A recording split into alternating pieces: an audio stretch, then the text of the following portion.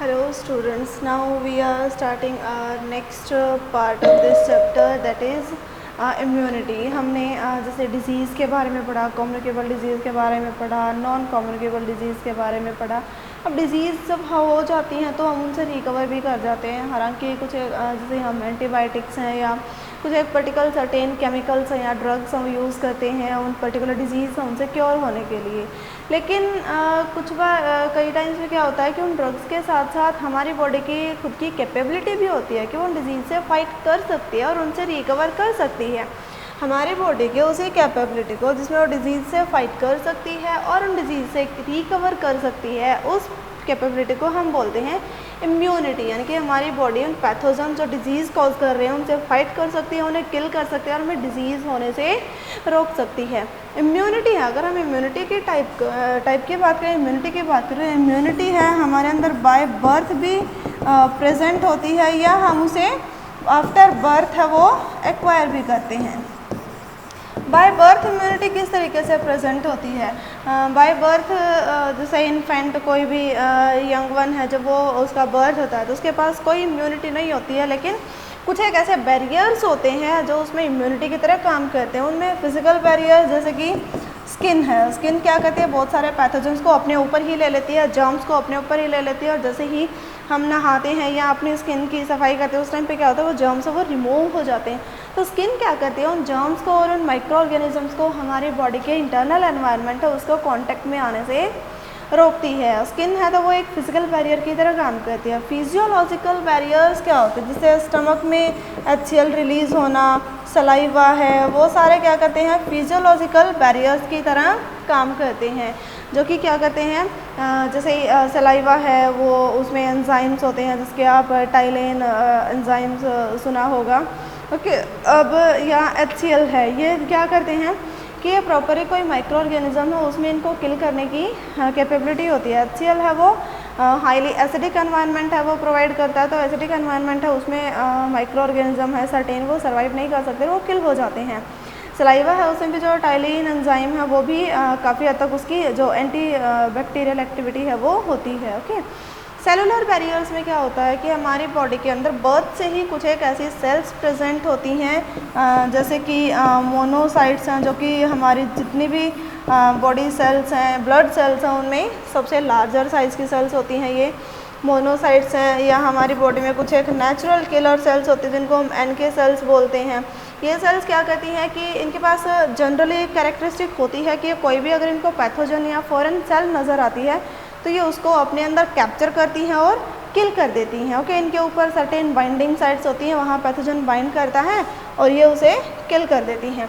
Cytokine barriers क्या होते हैं? साइटोकाइन बैरियर्स में कुछ एक इंटरफेरोन्स है वो रिलीज़ करती है बॉडी, और ये स्पेशली वायरसेस हैं उनके अगेंस्ट होता है। तो कुछ एक इंटरफेरोन्स हैं वो भी बाय बर्थ हमारी बॉडी में प्रोड्यूस करने की कैपेबिलिटी होती है। तो इंटरफेरोन्स वो क्या करते हैं, सर्टेन टाइप ऑफ वायरसेस हैं उन्हें किल करने की इनमें कैपेबिलिटी होती है। तो ये जितने भी बैरियर्स हैं ये किसी भी यंग वन में, किसी भी पर्सन में उसके बर्थ से ही प्रेजेंट होते हैं, ये उसे कहीं से एक्वायर करने की ज़रूरत नहीं होती है। लेकिन ये सिर्फ माइन्यूट इन्फेक्शन से सिर्फ उन्हीं को क्योर कर सकता है।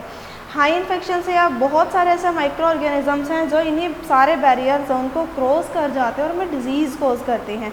तो हमें उन पर्टिकुलर माइक्रो ऑर्गेनिजम्स के लिए इम्यूनिटी है वो जनरेट करनी पड़ती है, यानी कि बर्थ के बाद इम्यूनिटी है वो आर्टिफिशियली जनरेट की जाती है, और ऐसी इम्यूनिटी को हम क्या बोलते हैं, एक्वायर्ड इम्यूनिटी। एक्वायर्ड इम्यूनिटी है वो एंटीबॉडीज़ के थ्रू हो सकती है या सर्टेन सेल्स होती हैं हमारी बॉडी में जो कि एक्वायर्ड इम्यूनिटी उसके लिए रिस्पॉन्सिबल होती हैं। अब एंटीबॉडीज़ क्या होते हैं? एंटीबॉडीज़ हैं स्पेशल काइंड ऑफ प्रोटीन्स होते हैं जो हमारी बॉडी सिंथेसाइज करती है, और उनकी कैपेबिलिटी क्या होती है कि वो किसी भी एंटीजन को रिकॉग्नाइज करते हैं और उसे अपने ऊपर बाइंड करा के उसे ख़त्म कर देते हैं। ओके, और सेल मीडिएटेड इम्यूनिटी में क्या होता है कि कुछ एक सेल्स होती हैं जैसे कि लिम्फोसाइट्स हैं, वो क्या करती हैं कि जो भी पैथोजन आया है उसे ट्रैप करती हैं और उसके लिए जो एंटीबॉडीज़ हैं वो बनने में हेल्प करती हैं। सेल मीडिएटेड इम्यूनिटी है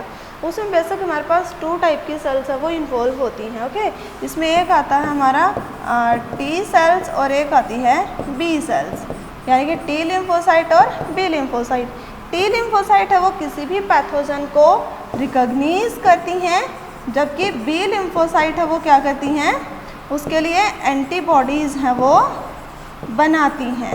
ओके, यानी कि दोनों ही हैं कम्युनिकेशन में काम करती है। टी सेल रिकॉग्नाइज करके देंगी बी सेल को, और बी सेल है उस पर्टिकुलर एंटीजन के अगेंस्ट एंटीबॉडी बनाएगी और वो एंटीबॉडी है वो किल हो जाएगा। ओके, तो सेल मीडिएटेड इम्यूनिटी है वो सर्टेन सेल्स है उन्हीं से मीडिएट होती है, जबकि ह्यूमोरल है वो ब्लड से मीडिएट होती है, यानी कि एंटीबॉडीज़ हैं वो ब्लड में सर्कुलेट करते हैं और जैसे उन्हें कोई पैथोजन दिखता है उसके साथ बाइंड होते हैं और उसे वो किल कर देते हैं। तो जो ह्यूमोरल एक्वायर्ड इम्यूनिटी है और जो सेल मीडिएटेड इम्यूनिटी है, ये दोनों ही क्या करती हैं, हमारी एक्वायर्ड इम्यूनिटी उसके लिए रिस्पॉन्सिबल होती हैं।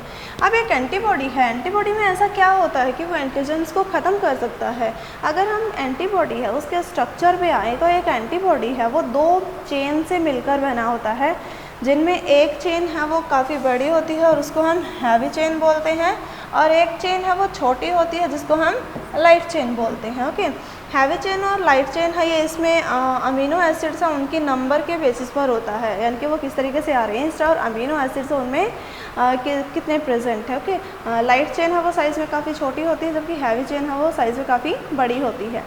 दोनों ही चेन आपस में हर जगह से डाइसल्फाइड लिंकेज है उससे जुड़ी हुई होती हैं। ओके, अब आपने जब कोई भी प्रोटीन सिंथेसिस हम स्टार्ट करते हैं, कोई भी प्रोटीन को पढ़ते हैं, तो हर प्रोटीन के 2 से टर्मिनल होते हैं। अगर आपने अमीनो एसिड्स के बारे में पढ़ा हो तो अमीनो एसिड्स उसमें क्या होता है कि सेंटर में एक कार्बन होगा, उसके साथ 2 एल्किल ग्रुप होते हैं और एक उसमें कार्बोक्सिलिक एसिड होता है और एक साइड पे अमीन ग्रुप है। इस अमीन की वजह से इसको अमीनो बोलते हैं और कार्बोक्सिलिक ग्रुप की वजह से एसिड, यानी कि अमीन और कार्बोक्सिलिक एसिड दोनों ही ग्रुप प्रेजेंट होते हैं, ऐसे को हम अमीनो एसिड्स बोलते हैं। ओके, ये 2 एल्किल ग्रुप है, इनमें एक हाइड्रोजन भी रिप्लेस कर सकता है। ओके, अब जहाँ अमीनो एसिड फ्री होगा प्रोटीन का, यानी कि एक साइड अब अमीनो एसिड्स आपस में जुड़ेंगे, यहाँ क्या होगा, अगले अमीनो एसिड का अमीन ग्रुप जुड़ेगा। ठीक है, तो यानी कि अगर जिधर भी अमीनो ग्रुप फ्री होगा वो उसका एन टर्मिनस कहलाएगा, जिधर कार्बोक्सिल ग्रुप फ्री होगा, यानी कि जो भी लास्ट अमीनो एसिड आएगा उसका कार्बोक्सिल ग्रुप है वो फ्री होगा, तो ऐसा जो होगा टर्मिनल वो उसका सी टर्मिनस बनाएगा। तो किसी भी प्रोटीन के 2 बेसिक टर्मिनल होते हैं, एक वो जहाँ अमीनो ग्रुप फ्री होगा वो एन टर्मिनस बनाएगा और जहाँ कार्बोक्सिलिक एसिड वाला ग्रुप फ्री होगा वो सी टर्मिनस कहलाएगा। ओके, अब जो चेन्स होती हैं एंटीबॉडीज़ की, अमीनो एसिड्स की जो चेन है उनमें सर्टेन रीजन्स होते हैं, यानी कि एक उसमें होता है वेरिएबल रीज़न और एक होता है कांस्टेंट रीज़न। दोनों ही चेन्स में ये रीज़न प्रेजेंट होते हैं। वेरिएबल रीज़न क्या होता है, वेरिएबल रीज़न वो रीज़न है लाइट चेन में भी और हैवी चेन में भी जहाँ अमीनो एसिड्स हैं वेरी कर सकते हैं, यानी कि सिर्फ यहाँ के अमीनो एसिड्स चेंज होंगे और यही हमारे पास डिफरेंट काइंड ऑफ एंटीबॉडीज़ हैं उनके लिए रिस्पॉन्सिबल होता है, यानी कि वेरिएबल रीज़न है, यही हमारे पास डिफरेंट काइंड ऑफ एंटीबॉडीज़ हैं उनकी प्रोडक्शन के लिए रिस्पॉन्सिबल होता है। जबकि जो कांस्टेंट रीज़न है वो हमेशा सभी टाइप के एंटीबॉडीज़ में कांस्टेंट ही रहेगा, यानी कि CH-Cl है वो दोनों ही, Cl लाइट के लिए, H है वो हैवी के लिए। लाइट और हैवी चेन दोनों के कांस्टेंट रीज़न है, वहाँ के अमीनो एसिड बिल्कुल सेम रहते हैं, जबकि जो वेरिएबल रीज़न है light chain as well as heavy chain दोनों के, वहाँ क्या होता है, अमीनो एसिड्स हैं वो चेंज होते हैं और finally different kind of amino acids हैं वो बनते हैं। जहाँ वेरिएबल रीज़न होता है वहीं पे अमीनो एसिड्स हैं वो चेंज क्यों होते हैं, अमीनो हर टाइप का एंटीबॉडी है वो किसी स्पेसिफिक काइंड के एंटीजन्स है उन्हें ट्रैप कर सकता है। अब यहाँ वेरिएबल रीज़न के जो अमीनो एसिड्स हैं वो इसलिए चेंज होते हैं बिकॉज एंटीजन्स के लिए जो बाइंडिंग साइट है वो वेरिएबल रीज़न में प्रेजेंट होती है, इसीलिए एंटीजन है, जिस टाइप का एंटीजन होगा उसी के अकॉर्डिंग उसकी बाइंडिंग साइट होगी और उस बाइंडिंग साइट के बिहाफ पे, यानी कि जो प्रोटीन का स्ट्रक्चर होगा वही बाइंडिंग साइट का स्ट्रक्चर होगा, तो उसके बिहाफ पे यहाँ की वेरिएबल रीज़न के अमीनो एसिड्स है वो चेंज होते हैं ताकि जो भी एंटीजन आया हो उसको इजीली ट्रैप किया जा सके और एंटीजन है वो भी प्रोटीन, उसके भी प्रोटीन के साथ, और एंटीबॉडी है वो खुद प्रोटीन होता है। प्रोटीन प्रोटीन इंटरेक्शन होगी और अल्टीमेटली एंटीजन उसका प्रोटीन है वो डिस्ट्रॉय कर दिया जाएगा। ओके, एंटीबॉडी का स्ट्रक्चर है वो भी काफ़ी इम्पॉर्टेंट है और एग्ज़ाम में ये सिर्फ डायग्राम ड्रॉ करना आ जाता है या डायग्राम ड्रॉ करके दे दिया जाता है तो हमें जो उसकी लेबलिंग करनी होती है। ओके, तो किसी भी तरीके से एक डायरेक्ट शॉर्ट नोट आ सकता है, तो हर केस में आपको एंटीबॉडीज़ का डायग्राम है वो ड्रॉ करना है। अब इम्यूनिटी है वो एंटीबॉडीज़ के थ्रू तो हमारे पास जैसे जनरेट हो जाती है, लेकिन एंटीबॉडीज़ सिर्फ तभी बनते हैं जब कोई भी जैसे पैथोजन हमें अटैक करता है। अब जब कोई पैथोजन अटैक करता है और उसके लिए बॉडी है इम्यूनिटी जनरेट करती है, यानी कि डायरेक्ट होस्ट में पैथोजन आया और पैथोजन के लिए एंटीबॉडीज़ बने, तो ऐसी इम्यूनिटी क्या होगी, पैसिव इम्यूनिटी कहलाएगी, यानी कि वो होस्ट ने खुद जनरेट की है बिना किसी एजेंसी के। सिर्फ पैथोजन जैसे इंट्रोड्यूस हुआ उसी टाइम पे होस्ट ने एंटीबॉडीज़ बनाए, तो वो पैसिव इम्यूनिटी होगी, लेकिन वो एक्टिव इम्यूनिटी होगी। ओके, कुछ एक केसेस में ऐसा भी होता है कि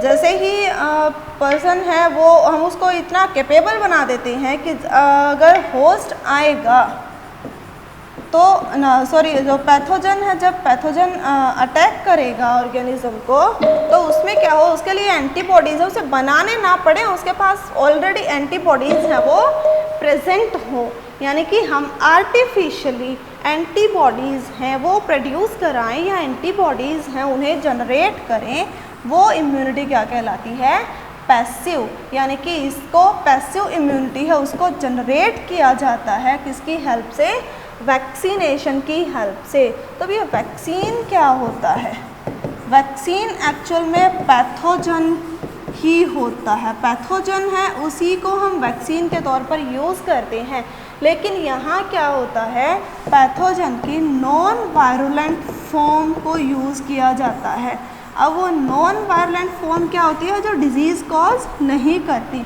अब उस नॉन वायरुलेंट फॉर्म में पैथोजन का प्रोटीन हो सकता है, उसका जेनेटिक कंटेंट हो सकता है या कुछ भी हो सकता है। डिफरेंट काइंड ऑफ वैक्सीन आज अवेलेबल हैं। रिकॉम्बिनेंट डीएनए टेक्नोलॉजी है, उसने काफ़ी जैसे एक बून की तरह प्रूव हुई है वैक्सीनेशन के लिए। तो डिफरेंट काइंड ऑफ वैक्सीनेशन आज रिकॉम्बिनेंट डीएनए टेक्नोलॉजी है उसकी हेल्प से डिज़ाइन किए जा चुके हैं। अब ये जो रिकॉम्बिनेंट वैक्सीन भी बोल सकते हैं हम इनको, ये वैक्सीन्स हैं डीएनए के बेसिस पर बना सकते हैं कि डीएनए जो पैथोजन है उसके नॉन वायरुलेंट डीएनए को ले सकते हैं या प्रोटीन बेस्ड भी हो सकते हैं। प्रोटीन में भी स्पेसिफिक हो सकता है कि प्रोटीन का कोई पर्टिकुलर पार्ट जो डिजीज़ कॉज करता है उसी पार्ट का नॉन वायरुलेंट फॉर्म है उसको यूज़ करें और वैक्सीन के तौर पर उसे इंट्रोड्यूस किया जाए। अब इसका फ़ायदा क्या होगा, जैसे ही ये वैक्सीन बॉडी में इंट्रोड्यूस की जाएगी तो उस टाइम पे क्या होगा, बॉडी के लिए वो नॉन वायरुलेंट है तो क्या हुआ, है तो स्टिल पैथोजन का ही पार्ट, तो बॉडी क्या करेगी, उसको पैथोजन की तरह रिकॉग्नाइज करेगी और उसके लिए एंटीबॉडीज़ हैं वो बना देगी। ओके, इन पैथोजेंस को टी सेल्स हैं वो आइडेंटिफाई करती हैं। अब टी सेल्स हैं वो इनको आइडेंटिफाई करेंगी और टी सेल्स हैं वो बी सेल्स को सिग्नल देती हैं। बी सेल्स हैं वो फर्दर 2 टाइप की होती हैं, प्लाज्मा सेल्स और मेमोरी सेल्स। प्लाज्मा सेल्स क्या करती हैं, टी सेल्स के सिग्नल को रिसीव करती हैं और एंटीबॉडीज़ हैं वो बनाती हैं, जबकि मेमोरी सेल्स क्या करती हैं, एंटीबॉडी बन चुका है इस सिग्नल को रिमेंबर करती हैं, यानी कि ये मेमोरी की तरह काम करती हैं। मेमोरी सेल्स में एक मेमोरी की तरह फीड हो जाता है और जब एक्चुअल में वो पैथोजन एक्ट करेगा तो मेमोरी सेल में जो पहले से ही एंटीबॉडीज़ हैं वो उन्हें रिलीज़ करना स्टार्ट कर देगी और पैथोजन है वो वायरुलेंट होने से पहले ही या डिजीज़ कॉज करने से पहले ही वो डिस्ट्रॉय कर दिया जाता है। ओके, तो इस तरीके से वैक्सीन्स हैं उनकी हेल्प से जो इम्यूनिटी जनरेट की जाती है उसको हम पैसिव इम्यूनिटी बोलते हैं। जो गवर्नमेंट है एक जैसे वैक्सीनेशन कैंपेन है वो भी चलता है टाइम टू टाइम, और एक वैक्सीनेशन चार्ट है वो भी यंग वंस हैं उनके पेरेंट्स हैं उन्हें प्रोवाइड किया जाता है, ताकि उसके अकॉर्डिंग क्या हो कि जो यंग वन है या जो इन्फेंट है उसका प्रॉपर वैक्सीनेशन हो सके, और जिन डिजीज़ को इरेडिकेट हम कर चुके हैं उनके लिए उसमें इम्यूनिटी है वो जनरेट कर ली जाए, ताकि वो उन डिजीज़ से टोटली सेफ रहे, बचा रहे। ओके, अब जो सर्टेन टाइप ऑफ सेंसिटिविटी होती है बॉडी में, जैसे इम्यून सिस्टम है, जैसे बाकी पैथोजेंस को आइडेंटिफाई करता है, उनके लिए एंटीबॉडीज़ बनाता है, और एंटीबॉडीज़ हैं उन एंटीजन्स उन्हें किल कर देती है। लेकिन कुछ एक एंटीजन्स ऐसे होते हैं जो बहुत ज़्यादा सेंसिटिविटी कॉज करते हैं, यानी कि हाइपर सेंसिटिविटी कॉज करते हैं, और इम्यून सिस्टम की इस हाइपर सेंसिटिविटी को ही हम क्या बोलते हैं, एलर्जी बोलते हैं। एलर्जी कॉजिंग एजेंट के लिए हम पैथोजन के बजाय एक स्पेसिफिक टर्म यूज़ करते हैं जिसे एलर्जन बोलते हैं। एलर्जन है ये क्या करते हैं, जैसे ही कोई एलर्जन इंट्रोड्यूस होता है तो उसमें क्या होता है कि एलर्जन्स हैं उनके लिए स्पेसिफिक काइंड ऑफ एंटीबॉडीज़ बनता है, दैट इज़ IgE। IgE है वो बहुत ज़्यादा अमाउंट में बनना शुरू हो जाता है, और वही हाइपर सेंसिटिविटी है वो कॉज करता है। एलर्जन उसमें क्या हो सकता है, कोई डस्ट हो सकता है, जैसे आपने नज़ला या दमा, सांस जैसे कोई ये एलर्जी सुनी है, ये इन्हीं एलर्जन्स की वजह से ही होती है बेसिकली। ओके, डस्ट है वो हो सकता है, किसी स्पेसिफिक प्लांट के पॉलन ग्रेन्स हैं वो भी काम कर सकते हैं, हालांकि कुछ एक केमिकल्स हैं उनके एरोसोल्स हैं वो भी एलर्जन की तरह काम कर सकते हैं। जैसे आपने देखा हो कुछ एक पर्सन से जिन्हें परफ्यूम से या डिओड्रेंट्स है उन सबसे एलर्जीज़ होती है, और उनमें हाइपर सेंसिटिविटी है वो रिजल्ट होती है। अब हाइपर सेंसिटिविटी के सिम्टम्स क्या होता है, जैसे कोल्ड के सिम्टम्स होते हैं वही हाइपर सेंसिटिविटी के सिम्टम्स है वो अपीयर होते हैं। ये मेनली रेस्पिरेटरी ट्रैक्ट है उसी को अफेक्ट करते हैं, जैसे running nose, running eyes, okay, या वाटरिंग आइज़, स्नीजिंग, कफिंग इसमें इन्वॉल्व हो सकता है। ओके, अब इम्यून सिस्टम की कैपेबिलिटी होती है कि वो फॉरेन सेल्स को आइडेंटिफाई करता है और उसे किल कर देता है। फॉरेन सेल्स को वो किस बिहाफ पे आइडेंटिफाई करता है, क्योंकि हमारी बॉडी की ही कैपेबिलिटी होती है सेल्फ और नॉन सेल्फ को आइडेंटिफाई करने के, रिकॉग्नाइज करने की।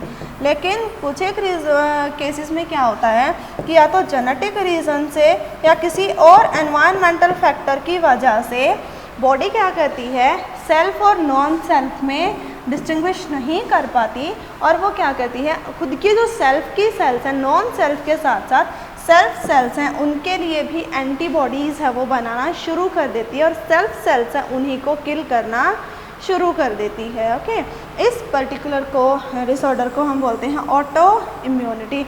ये मेनली कोई भी ऑर्गन ट्रांसप्लांट होता है वहाँ बेसिकली देखने को मिलता है, क्योंकि जैसे फॉर एग्जांपल किसी पर्सन ने किडनी ट्रांसप्लांट की है तो वो किडनी उसको फंक्शन तो वैसे ही करेगी, एक ह्यूमन की ही किडनी उसको ट्रांसप्लांट की गई है, लेकिन वो किसी दूसरे ह्यूमन का ऑर्गन है तो उसके लिए वो एक जैसे फॉरेन ऑर्गन की तरह उसे बिहेव करता है, और उसे आइडेंटिफाई करके उसके लिए जो है एंटीबॉडीज़ है, मैक्रोफेजेस है वो बनाना शुरू कर देता है और उसको किल करना स्टार्ट कर देते हैं। ये तो ऑर्गन ट्रांसप्लांट के केस में हुआ, बट स्टिल कुछ केसेस में क्या होता है कि बॉडी है खुद की ही सेल्स को किल करना शुरू कर देती है। फॉर एग्जांपल रूमेटॉइड आर्थराइटिस, जिसे गठिया बाय भी बोलते हैं, इसमें क्या होता है कि बॉडी है वो खुद की ही जॉइंट्स में जो है सेल्स है उन्हें किल करना शुरू कर देते हैं, जैसे जॉइंट्स में इन्फ्लामेशन और बहुत ज़्यादा पेन है वो स्टार्ट हो जाता है, धीरे धीरे जॉइंट्स उनका साइनोवियल फ्लूइड है वो ख़त्म होना स्टार्ट हो जाता है। ओके, अब वो क्योंकि उन्हीं की सेल्स उनको ख़त्म करता है। अब इम्यूनिटी हमारी है किस वजह से, या बी सेल्स है, टी सेल्स है, या जो भी हमारे एंटीबॉडीज़ बन रहे हैं, या इम्यून सिस्टम की बहुत सारी सेल्स है, वो कहाँ से आती है, या ऐसा कौन सा सिस्टम है जो इसको पर्टिकुलर है वो टारगेट करता है, या इम्यून सिस्टम है उसे हमारे मेंटेन करता है। तो हमारी बॉडी में एक पर्टिकुलर एक सिस्टम एग्जिस्ट करता है जो हमें कंप्लीट इम्यूनिटी वो प्रोवाइड करता है, और इसे हम इम्यून सिस्टम बोलते हैं। इम्यून सिस्टम है वो बहुत सारे जैसे फैक्टर्स हैं उनसे मिलके बनता है, उसमें मेनली हमारा जो लिम्फेटिक सिस्टम है वो इम्यून सिस्टम की तरह काम करता है। लिम्फेटिक सिस्टम आप जैसे 10th क्लास में भी थोड़ा बहुत इंट्रोड्यूस हुए हैं, इससे 11th में भी आया है आपका लिम्फेटिक सिस्टम सर्कुलेटरी सिस्टम के साथ साथ। तो लिम्फेटिक सिस्टम है वो किस किस से मिलकर बना होता है, उसमें लिम्फोइड ऑर्गन्स होते हैं, वेजल्स होती हैं और कैपलरीज होती हैं।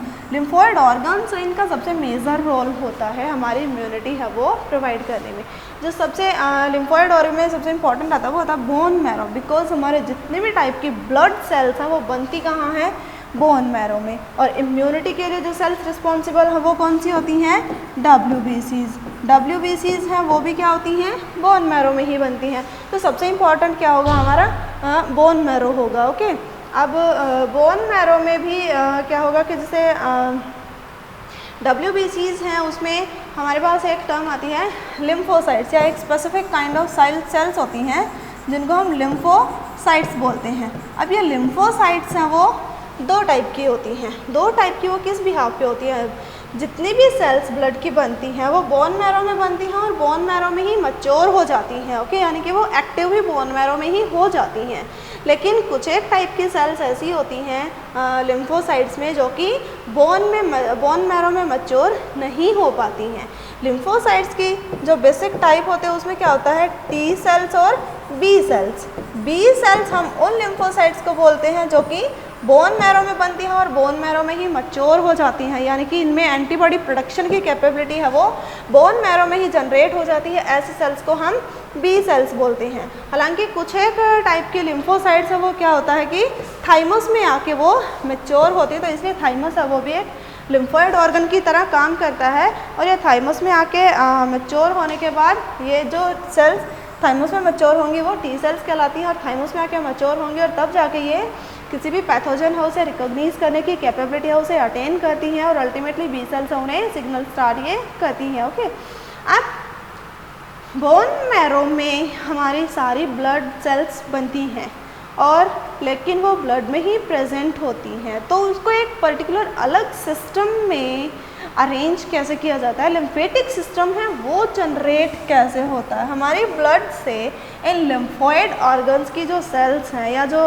T cells, B cells, macrophages, lymphocytes, monocytes, जितनी भी WBCs हैं उन सारी WBCs की टाइप्स को का मैक्सिमम फ्रैक्शन है वो ब्लड से निकाल कर एक अलग सिस्टम में डाल दिया जाता है, जो कि कौन परफॉर्म करता है, स्प्लीन। तो स्प्लीन का क्या काम होता है कि ये ब्लड से लिम्फेटिक सिस्टम की जो सेल्स हैं उन्हें आइसोलेट करता है और अलग सिस्टम में, अलग वेजल्स में डालता है। तो स्प्लीन है वो ब्लड से WBCs को फिल्टर करता है, ठीक है, ताकि वो अपना जो एक्चुअल फंक्शन है वो परफॉर्म कर सकें। इसके साथ साथ कुछ एक जैसे हमारी बॉडी की लाइनिंग्स हैं, जैसे कि रेस्पिरेटरी ट्रैक्ट की लाइनिंग है, इंटेस्टाइन की लाइनिंग है, स्टमक की लाइनिंग है, जितनी भी लाइनिंग है बॉडी की वो सारी क्या करती हैं, म्यूकस सिक्रीट करती हैं। और इस म्यूकस का क्या काम होता है, म्यूकस है वो भी काफ़ी हद तक इम्यूनिटी है वो प्रोवाइड करता है और ये हमारी जो लाइनिंग्स हैं, बॉडी लाइनिंग्स हैं, उन सबको प्रोटेक्ट करता है, पैथोजन से प्रोटेक्ट करता है, एंजाइम से प्रोटेक्ट करता है, बहुत सारी चीज़ों से प्रोटेक्शन है वो प्रोवाइड करता है। तो ऐसा टिश्यू जो म्यूकस सिक्रीट करता है उसको हम बोलते हैं म्यूकोजल एसोसिएटेड लिम्फोइड टिश्यू, या शॉर्ट में बोले तो माल्ट। माल्ट की फुल फॉर्म है वो कई बार पूछ ली जाती है। ओके, तो इसीलिए जो म्यूकोजल एसोसिएटेड लिम्फोइड टिश्यू यानी कि वो लिम्फोइड टिश्यू जो म्यूकस सिक्रीट करता है और हमें इम्यूनिटी है वो प्रोवाइड करता है। तो ये सारे ऑर्गन्स हैं वो मिलकर हमारी सारी की सारी इम्यूनिटी है उसे मेंटेन रखने में हेल्प करते हैं और हमें डिजीज़ है उनसे फाइट करने के लिए कैपेबल बनाते हैं। डिज़ीज़ तक तो ठीक है, लेकिन कई बार क्या होता है कि हम अपने हाथों जानबूझकर कुछ ऐसी डिज़ीज़ हैं उन्हें इनवाइट कर लेते हैं, कुछ डिसऑर्डर्स हैं जिन्हें इनवाइट कर लेते हैं, जो कि बेसिकली जुड़े हुए हैं ड्रग्स और अल्कोहल के साथ। ड्रग्स क्या होते हैं? ड्रग्स एक्चुअल में वो केमिकल्स होते हैं जिन्हें कि डिज़ाइन किया जाता है। किस वजह से डिज़ाइन या डिस्कवर किया जाता है? डिज़ीज़ हैं उनसे फाइट करने के लिए, यानी कि वो केमिकल जिनको डिजीज़ से फाइट करने के लिए या उन्हें क्योर करने के लिए डिज़ाइन किया जाता है, डिस्कवर किया जाता है, उन केमिकल्स को हम स्पेसिफिकली ड्रग्स बोलते हैं। फॉर एग्जांपल मॉर्फिन है, मॉर्फिन को डिस्कवर किया गया था। ये एक बहुत स्ट्रॉन्ग पेन किलर है और ये सिर्फ उन्हीं पेशेंट्स को दिया जाता है जो किसी सर्जरी जिनकी हुई हो, क्योंकि ये बहुत ज़्यादा हाईली एडिक्टिव है कि अगर मॉर्फिन है उसको कॉन्टीन्यूसली कंज्यूम किया जाए तो एडिक्शन को कॉज करता है। तो ये बहुत स्ट्रॉन्ग पेन किलर है, लेकिन मॉर्फिन के बहुत सारे ऐसे डेरिवेटिव्स बना लिए गए हैं जो कि एडिक्शन के लिए वाइडली यूज़ किए जाते हैं। इसी तरीके से बार्बिटूरेट्स और बेंजोडाइजेपाइंस हैं जो कि जिनको सेडेटिव की तरह यूज़ किया जाता है। ये मेनली जो मेंटल पेशेंट्स हैं या इंसोम्निया के पेशेंट्स हैं, इंसोम्निया यानी कि नींद नहीं आना की जो बीमारी होती है, जो इंसोम्निया के पेशेंट्स हैं उनके लिए बेसिकली ये डिज़ाइन किए गए हैं, लेकिन इनको भी क्या किया जाता है, वाइडली एडिक्शन के तौर पर यूज़ किया जाता है। ओके, अब कुछ एक ऐसे ड्रग्स या जो डेरिवेटिव्स या जो ड्रग्स जो डिज़ाइन ही इस पर्पज़ के लिए किए गए, हम उनको थोड़ा सा डिस्कस करेंगे। उसमें सबसे पहले आते हैं ओपियोइड्स। ओपियोइड्स यानी कि जो ओपियम प्लांट से जिनको डिराइव किया जाता है, इसका साइंटिफिक नेम है पापावर सटाइवा। अच्छा, ये ड्रग अब्यूज़ वाला जो आपका टॉपिक है, यहाँ से भी बहुत सारे क्वेश्चन जनरेट होते हैं। फॉर एग्जांपल आपसे मॉर्फिन का ही फंक्शन पूछ लिया जाए या मॉर्फिन की कौन सी ऐसी डेरिवेशन है जिसको ड्रग अब्यूज़ के तौर पर यूज़ किया जाता है, या ओपियम पॉपी है उसका साइंटिफिक नेम पूछ लिया, या ओपियम है उनसे कौन से जो है ड्रग्स हैं वो आइसोलेट किए जाते हैं। ओके, या इनका अफेक्ट क्या होता है। ओपियम प्लांट से जो ड्रग्स हैं वो आइसोलेट किए जाते हैं, वो बेसिकली सेडेटिव्स होते हैं। सेडेटिव्स यानी कि वो हमारे नर्वस सिस्टम को सप्रेस करते हैं, उसे इनएक्टिव करते हैं। ओके, जैसे मेनली पर्सन्स जो बर्डन्स को फेस करते हैं या ये सिर्फ अपने जैसे एंजॉय कर, सिर्फ उस कुछ एक पल के जो फीलिंग्स है उसको फील करने के लिए ये ड्रग्स है इनका सहारा लेते हैं। ओके, अब सेडेटिव्स हैं यानी कि सेंट्रल नर्वस सिस्टम है उसे सप्रेस कर देते हैं, और धीरे धीरे ये अगर इनको कंटिन्यूसली कंज्यूम किया जाए तो इतना ज़्यादा एडिक्शन कॉज कर देते हैं कि अगर उनको ये ड्रग्स नहीं मिलता तो वो पागलों की तरह बिहेव करना जो है स्टार्ट कर देते हैं। ओपियम पॉपी का अगर हम एग्जांपल लें तो इसमें स्मैक का सबसे पॉपुलर एग्जांपल है, जो कि मॉर्फिन का ही एक डेरिवेटिव है। स्मैक है, उसको मॉर्फिन में जैसे कि डाई एसिटाइल अगर इसको ग्रुप इसके साथ ऐड कर दिया जाए तो ये मॉर्फिन का ही जैसे डेरिवेटिव बनता है बाय डाई एसिटाइल मॉर्फिन, यानी कि मॉर्फिन का ही एक डेरिवेटिव है, मॉर्फिन से ही से डिज़ाइन किया जाता है। ओके, ये हमारे सेंट्रल नर्वस सिस्टम और जो गैस्ट्रो इंटेस्टाइनल सिस्टम है उसके साथ ये डील करते हैं और उसे अफेक्ट करते हैं। ओके, इसके बाद हम चलते हैं अपने जो नेक्स्ट जो है category of drugs that are alkaloids.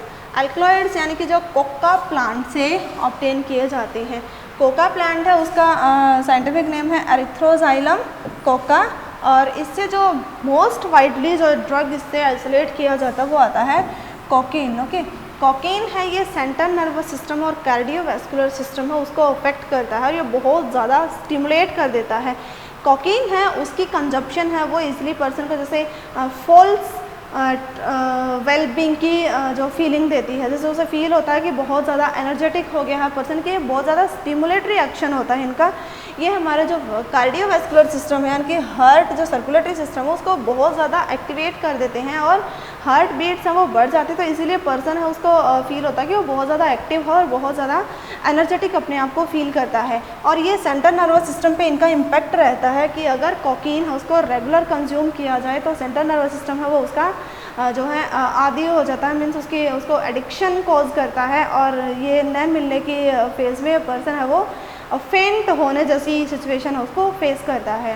ये हेलुसिनेशन कॉज करते हैं। हेलुसिनेशन क्या होता है कि false feeling of well being, person है उसे एक्चुअल में ऐसा होता नहीं है लेकिन वो इमेजिन करना स्टार्ट कर देता है कि वो बहुत अच्छा महसूस कर रहा है और उसे बहुत जैसे एनर्जी है वो फील हो रही है और वो बहुत ज़्यादा वर्क है वो लोड है वो ले सकता है। ओके, हेलुसिनेशन की ही कैटेगरी में अगर हम और ड्रग्स की बात करें तो उसमें आते हैं कैनाबिनॉइड्स, जो कि ये भी हेलुसिनेशन है वो कॉज करते हैं।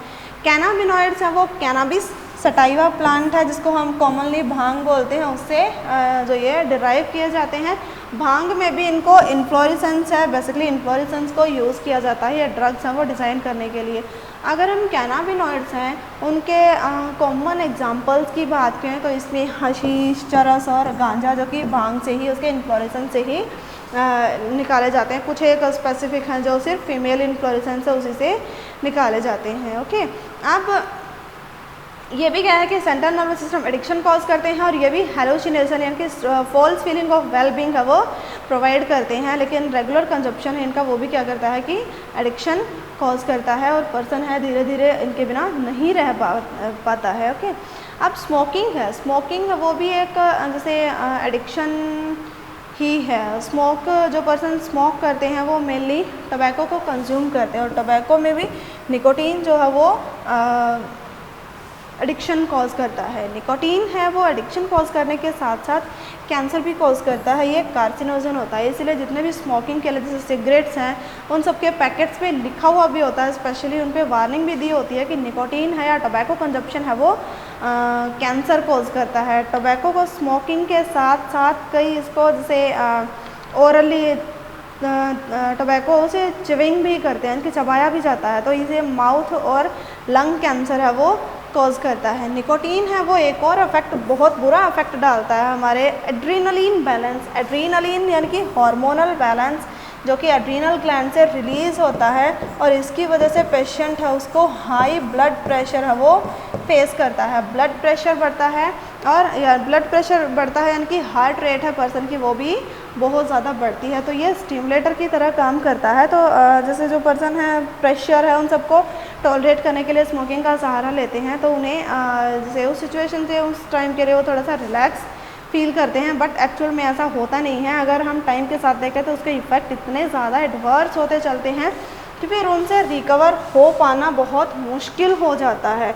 अब ये मुश्किल क्यों होता है? पर्सन है जैसे कोई भी ड्रग के लिए एडिक्टेड है या अल्कोहल के लिए एडिक्टेड है। अल्कोहल क्या होता है कि एक अल्कोहलिक ग्रुप है, उसमें अल्कोहल को कंज्यूम करना क्या कहलाता है? Alcohol abuse. यानी कि अल्कोहल है वो बेसिकली कफ सिरप्स हैं, बहुत माइन्यूट ट्रेसेस में उनमें यूज़ किया जाता है, लेकिन अल्कोहल है उसको वाइडली यूज़ किया जाता है अब्यूजिंग के लिए, या उसको जैसे जिसको अगर हम बोले कि शराब जो है वही अल्कोहल की कैटेगरी उसको जनरेट करती है। ओके, यानी कि अल्कोहल अब्यूज़ है वो एडोलसेंस के साथ भी काफ़ी लिंक्ड है। अल्कोहल अब्यूज़ और ड्रग अब्यूज़ है दोनों ही एडोलसेंस में बहुत ज़्यादा लिंक्ड होते हैं, यानी कि एडोलसेंस की जो फेज़ आती है उसमें इनका एडिक्शन होने का जो रिस्क है वो सबसे ज़्यादा होता है। अच्छा, कौन से फैक्टर्स होते हैं एडोलसेंस में जो कि एडिक्शन कॉज करने के लिए बहुत ज़्यादा रिस्पॉन्सिबल होते हैं? इसमें सबसे पहले आता है पीयर प्रेशर। पीयर प्रेशर क्या होता है? क्लासमेट्स का प्रेशर। फॉर एग्जांपल कोई स्टूडेंट्स है उसके क्लासमेट्स उस पर्टिकुलर ड्रग को या अल्कोहल को यूज़ कर रहे हैं, तो वो उसे भी फोर्स करते हैं कि ट्राई करो, यानी कि कुछ नया ट्राई करो, टू ट्राई समथिंग न्यू, यानी कि कुछ नया ट्राई करो तुम्हें अच्छा फील होगा, ऐसे करके। या फिर हम इस पर्टिकुलर चीज़ को यूज़ करें, तुम यूज़ नहीं करें तो उसे डम फील कराते। तो कूल दिखने के लिए भी क्या होता है कि कई बार एडिक्शन है उसकी रास्ते पर स्टूडेंट्स है वो निकल पड़ते हैं। ओके, तो पीयर प्रेशर में एक और चीज़ आती है कि जैसे स्टडीज़ है उसके प्रेशर को टॉलरेट करने के लिए, या उसके क्लासमेट्स हैं वो अच्छा परफॉर्म कर रहे हैं, स्टूडेंट किसी रीज़न से नहीं परफॉर्म कर पाते, तो उस प्रेशर से अपने आप को निकालने के लिए वो अब्यूजिंग है उसका सहारा लेता है। ओके, तो ये सारे फैक्टर्स हैं जो एडोलसेंस में काफ़ी हद तक रिस्पॉन्सिबल होते हैं एडिक्शन कॉज करने के लिए। लेकिन इन सब के इफ़ेक्ट क्या होते हैं? धीरे धीरे क्या होगा, एडिक्शन होगी तो पर्सन क्या है उसको मेंटल जो है इफेक्ट वो तो होगा ही होगा, क्योंकि सेंट्रल नर्वस सिस्टम को ये अफेक्ट करता है। नर्वस सिस्टम है वही अफेक्ट होगा तो क्या होगा, नर्वस सिस्टम में धीरे धीरे इसका आदी हो जाएगा और जो जनरल डोजेज है वो काम नहीं करेंगे, यानी कि जो जनरल डोजेज लिटिल डोजेज पे वो चल रहा है वो काम नहीं करेंगे। धीरे धीरे क्या होगा, सेंट्रल नर्वस सिस्टम है यानी कि वो उन सारी फीलिंग्स है उनको फिर से अचीव करने के लिए उसकी डोज है वो बढ़ती चली जाती है और इस तरीके से पर्सन है वो बहुत एडिक्शन के बिल्कुल एक्सट्रीम लेवल तक पहुंच जाता है। सोशल इफ़ेक्ट क्या होता है, कोई भी एडिक्टेड पर्सन होता है सोसाइटी में उसकी इमेज है वो बहुत डाउन होती है, यानी कि कोई भी उसको अच्छी नज़र से नहीं देखता, सब उससे दूर रहना चाहते हैं, उसके पास नहीं जाना चाहता कोई भी। ओके, तो सोसाइटी है उसकी सोशल इमेज है उसको भी काफ़ी डाउन मतलब नुकसान होता है। हेल्थ, उसकी हेल्थ तो अफेक्ट होती है, नर्वस सिस्टम को तो अफेक्ट करता है, लेकिन नर्वस सिस्टम बाकी सारे सिस्टम्स को कंट्रोल करता है और जब नर्वस सिस्टम है वो खुद ही इतना ज़्यादा अफेक्ट हो रहा है तो बाकी सिस्टम्स हैं वो तो अफेक्ट होंगे ही होंगे। पर्सन उसका digestive system, respiratory system, circulatory system, हर सिस्टम पे उसका अफेक्ट आता है। इवन उसकी रिप्रोडक्शन की कैपेबिलिटी है वो भी क्या होती है, कम होती चली जाती है, तो उसकी हेल्थ है वो टोटली धीरे धीरे डिस्ट्रॉय होना स्टार्ट हो जाती है। हेल्थ है वही डिस्ट्रॉय होगी तो पर्सन है फिजिकली बहुत ज़्यादा वीक है वो दिखने लगता है और वो एक्चुअल में वीक है वो हो भी जाता है। तो एडिक्शन है वो ओवरऑल पर्सन का ये इन सारे लॉसेस के साथ साथ इकोनॉमिक जो लॉस है वो भी कॉज करता है, बिकॉज ड्रग्स है या अल्कोहल है उसको अरेंज करने के लिए पैसे तो चाहिएंगे ना। तो क्या होगा कि अगर वो इसके लिए एडिक्ट है तो वो किसी भी तरीके से इसको अरेंज करने की कोशिश करेगा, चाहे उसको घर से चोरी करनी पड़े, पैसे चुराने पड़े, किसी भी तरीके से उसको पैसे कमाने पड़े, वो क्या करेगा, सिर्फ और सिर्फ उनको एडिक्शन के लिए यूज़ करेगा। तो यहाँ क्या होगा, उसका इकोनॉमिक लॉस है वो भी बहुत होता है। और ड्रग्स या अल्कोहल के लिए पैसे ना मिलने पर वो किसी भी क्रिमिनल एक्टिविटी है उसमें भी इन्वॉल्व होने से बाद में नहीं घबराता, और क्राइम्स हैं उनको भी यहाँ से बढ़ावा मिलता है। ओके, अब एडिक्शन है, एडिक्शन जब इतना नुकसान करता है तो क्या एडिक्शन को ख़त्म नहीं किया जा सकता, या उसे हम रिमूव नहीं कर सकते, या उससे पर्सन है, पेशेंट है, उसको निकाल नहीं सकते। एडिक्शन एक बार एडिक्ट हो जाने के बाद पर्सन एडिक्शन है उससे बाहर निकलना चाहते हैं, वो सिचुएशन से बाहर निकलना चाहते हैं, लेकिन कुछ एक सिम्टम्स ऐसे होते हैं जो उन्हें बाहर निकलने ही नहीं देते कभी। ऐसे सिम्टम्स जो उनको वो पर्टिकुलर ड्रग या अल्कोहल ना मिलने की सिचुएशन में जो सिम्टम्स उनको अपीयर होते हैं, जिन सिम्टम्स को वो फेस करते हैं वो बहुत ही डेंजरस होते हैं उनके लिए, और वो उस चीज़ को फेस नहीं कर सकते, और वो सिर्फ उससे बचने के लिए क्या करते हैं कि एडिक्शन है उसी को कंटिन्यू करते हैं। उन विथड्रॉल सिम्टम्स से डर के वो क्या करते हैं कि एडिक्शन है उसको छोड़ने की सोचते ही नहीं है, क्योंकि वो उन सिम्टम्स से ही डर जाते हैं। उन सिम्टम्स में मेनली क्या आता है, नोजिया यानी कि फेंट हो जाना, टोटली जैसे प्रॉपर ब्रीथ नहीं कर पाना, वॉमिट, बहुत ज़्यादा वॉमिट होना, एक्सट्रीम लेवल ऑफ डिस्कम्फर्ट, यानी कि ना बहुत ज़्यादा डिस्कम्फर्ट फील होता है। मीन्स पर्सन है, पेशेंट है, वो अपने आप को एडजस्ट नहीं कर पाता, वो किसी भी फेज़ में कंफर्टेबल फील नहीं करता, उसको बहुत ज़्यादा बेचैनी होती है, बस उसको ये लगता है मुझे किसी भी तरीके से वो पर्टिकुलर ड्रग या अल्कोहल है वो मिल जाए, अदरवाइज़ उसकी जान है वो निकल जाएगी। ओके, यानी कि उसको ये फील होता है कि अगर उसको ड्रग नहीं मिला तो वो मरने वाला है। तो वो इन सारे सिम्टम्स हैं, सिर्फ इन सिम्टम्स से बचने के लिए क्या करता है, वो एडिक्शन को ही फेवर करता चलता है, और एडिक्शन के बिल्कुल एक्सट्रीम लेवल जहाँ पे उसको फिर वापस नहीं लाया जाता वहाँ तक वो पहुँच जाता है। अगर फिर भी कोई पेशेंट है जो एडिक्शन है उससे बाहर निकलना चाहता है, तो ऐसे कौन कौन से मीज़र्स हैं या कौन कौन से तरीके हैं जिनसे एडिक्शन से बाहर निकाला जा सकता है, या एडिक्शंस है उसको अवॉइड किया जाता है। उसमें सबसे पहले आता है अपनी एडल्सेंस की फेज़ में पीयर प्रेशर है, उसे अवॉइड कीजिए। अगर आपको पीयर प्रेशर फील होता है तो इसे अपने फ्रेंड से, अपने क्लोजेस्ट फ्रेंड से या अपने फैमिली मेम्बर से, जिससे भी आप टोटली फ्रैंक हैं उससे आप उसे शेयर कीजिए। शेयर करने से प्रेशर है वो आधा तो वैसे ही कम हो जाता है, और जिससे भी आप शेयर करेंगे वो आपको अल्टीमेटली कोई ना कोई सॉल्यूशन तक ज़रूर लेके जाएगा।